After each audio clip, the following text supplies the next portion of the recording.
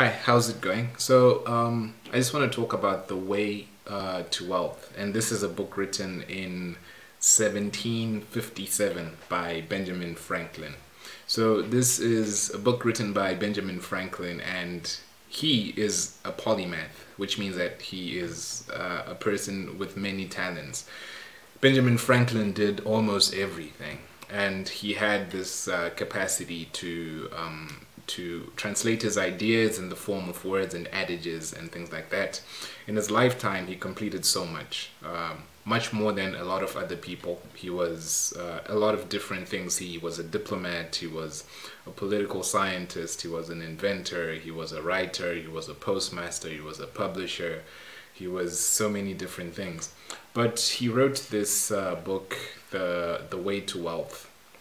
And in this book, it's a really short booklet that he writes from a perspective of a person who's overhearing a conversation. So the whole setting in this book is that they are at a place where there's about to be an auction, but before the auction starts, people are just complaining about the way the country is, complaining about the trouble that is in the country. And then the people ask a person with a peculiar name called Father Abraham. They ask Father Abraham what he thinks about the taxing issue, and then Father Abraham goes into this speech about all of these things. And in this speech, he's just basically preaching Benjamin Franklin's entire doctrine. So he's speaking from this perspective, and this in turn, it's written in 1757, right? And this is speaking about what we now call self-help, or what we call social psychology, or all of those things. So the main points that he's trying to bring out are the fact that people have a choice to do whatever they are doing. He's speaking from a perspective of a person who's observing and listening, a person speaking what he's read from his own books. So the most important thing that was spoken about is the issue of diligence. So diligence, the ability to keep on working at something tirelessly, tenacity, to have persistence, consistence, to be industrious, to be resourceful. So this is the first thing that he starts to speak about, that you have to be diligent. He speaks about slothfulness. Sloth is just a person being lazy. So he speaks about how people mistake that being slothful is the same as relaxing. Like, you spend the whole day sleeping, but the sun shouldn't get up and look at you sleeping and say, hey, look at this ungrateful guy sleeping while the sun is rising. And in this context, this is where the whole essence of a man who doesn't, God only helps those who help themselves. This is not in the Bible, but this is in this book. And this has biblical overtones, firstly because of the times, secondly because of the way that this is being spoken by Father Abraham, and Abraham is the father of all nations. So this has those biblical overtones. So people actually do mistake that adage as being from the Bible, to say that God helps those who help themselves. That's not from the Bible, that's from Benjamin Franklin. So he speaks about diligence, and diligence is very important to anybody actually, because diligence means to delight in. So when you delight in something, then you're able to continuously do something that you want to do. And the diligence of an ant is something that is recommended by the wisdom of Solomon, that look at the ant and look at how diligent he is gathering food in the summer for the winter. So this type of diligence is very important, and he speaks about this and saying that laziness is the main reason why people are not able to achieve the most that they can achieve in life. So they end up blaming taxes, blaming this and blaming that. And this was in the 1700s, and this is still the same thing today.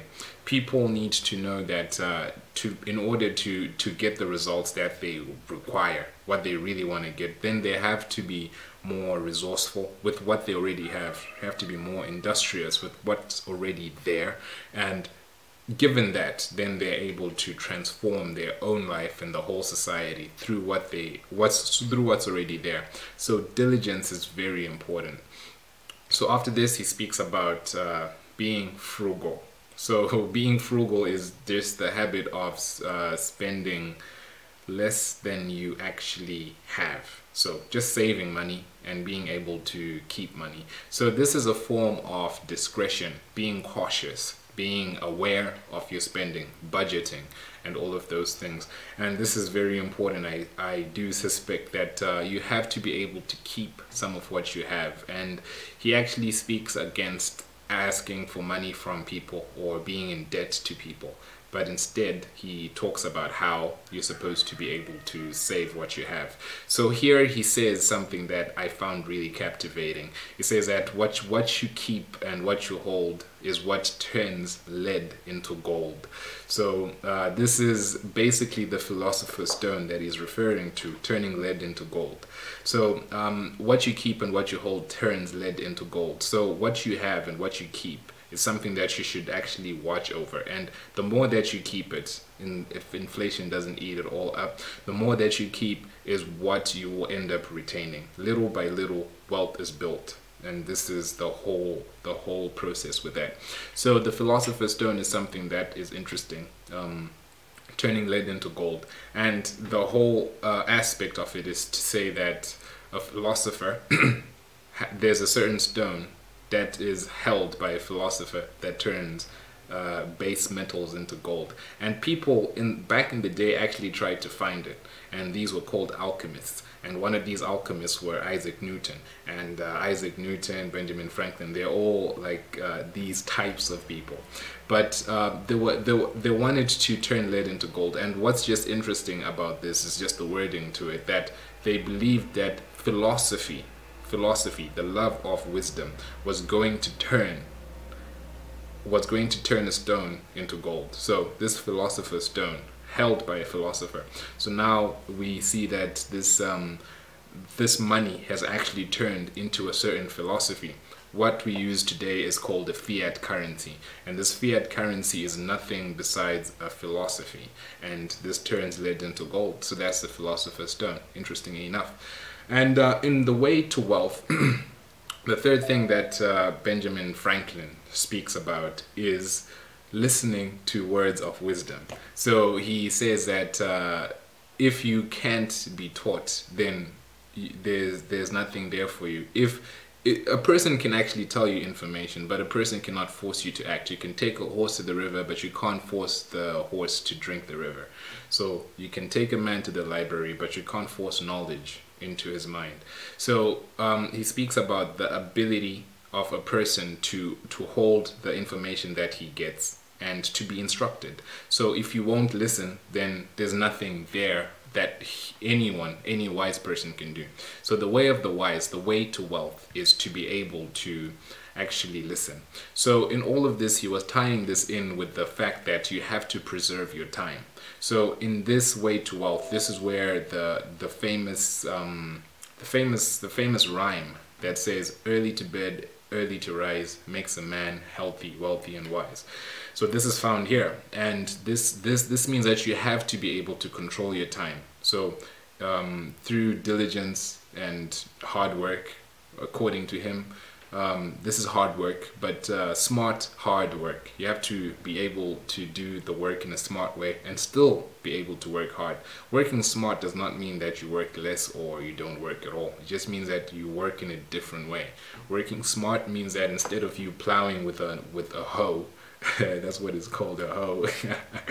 Instead of you plowing with a hoe, you use a tractor. But just because you're using a tractor doesn't mean that you're not gonna be able to work hard. It means that you're supposed to produce even more than you produced before. So preserving your time, preserving your energy, right, and being able to keep what you earn. This is also how you preserve your own life. He says that a plowman on his feet is better than a prince on his knees. So you're supposed to be able to preserve that.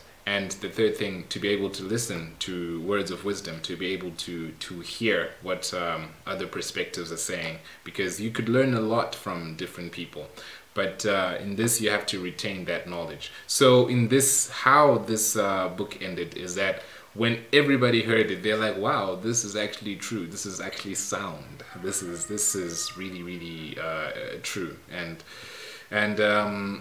they all agreed that what Father Abraham was saying, which are Benjamin Franklin's words, what Benjamin Franklin was saying was true, and they all agreed, but no one did anything about it. They just turned back and went upon and just did what they were going to do anyway. They just spent all of their money. But Benjamin Franklin, being among the crowd listening, changed his attitude about what he was going to do. He was going to spend a lot of cash just to get some stuff because he was at an auction. So he ended up just turning back, and he's like, nah, I'm going to turn this lead into gold, right? I'm going to hold this and turn this lead into gold. And that's what happened. So the moral of the story is a lot of people will hear so many things. You will probably hear and see so many things, but the things that you do at the end of the day are the things that will endure. But if you are a person who just hears things and says, wow, yeah, that is true, and doesn't do anything, then it means that at the end of the day, you're just as good as a person who didn't hear. Actually, you're worse than a person who doesn't know this information. So if you have something that you want to do, the way to wealth is through your diligence. Early to bed, early to rise makes a man healthy, wealthy, and wise. But also early to bed and early to rise means that you don't get to meet a lot of cool people. Because a lot of cool people are always up at night and just doing stuff. But yeah, you know what I'm saying though. But like, you have to be in charge of your time. You have to take control of your time. Second, you have to take control of your finances. Third, you have to make sure that you keep a circle of people around you who give you advice. You have to be in touch with people who give you advice. You have to be on a higher state of awareness through the people you associate with. And this is what you have to do, and this is the way to wealth. But to tie it all in, it has no significance knowing all of this if you do not put it into practice, if it's not part of your conduct, if you just hear it and say that, wow, this is cool stuff, but you don't do anything. So you might want to do something new today that is going to change your life forever, which means that you might want to do something that you've already planned on doing that's going to create your way to wealth, because it's all about diligence. It's all about you putting the work in each and every day. This is the way to it. And the way to wealth means that it's a way. So it's not a destination, but it's just a way that you keep on just moving towards a certain goal. Success is succession, successive application of something. That's all that success is, successive application, succession. So it means that you have to do it again and again. And this is how you walk. You put one foot in front of the other, and then what? And then you do it again and again and again and again, and that's how a person moves. So it's all about that forward mobility. So if you're able to do this consistently and continuously, then you'll be able to gain what we call diligence, which is to delight in something. This is why you have to pick something that you're passionate about. So when you have diligence, it means that you delight in something that you're doing and you're aligned to it.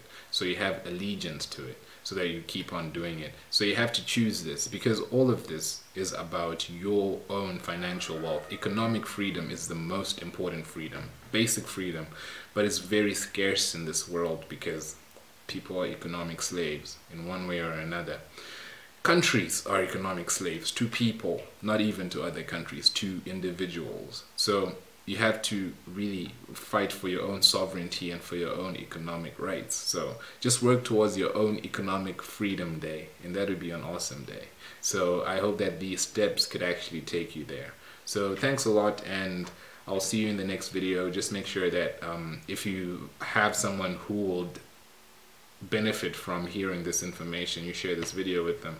So tons of blessings to you, and I'll see you soon.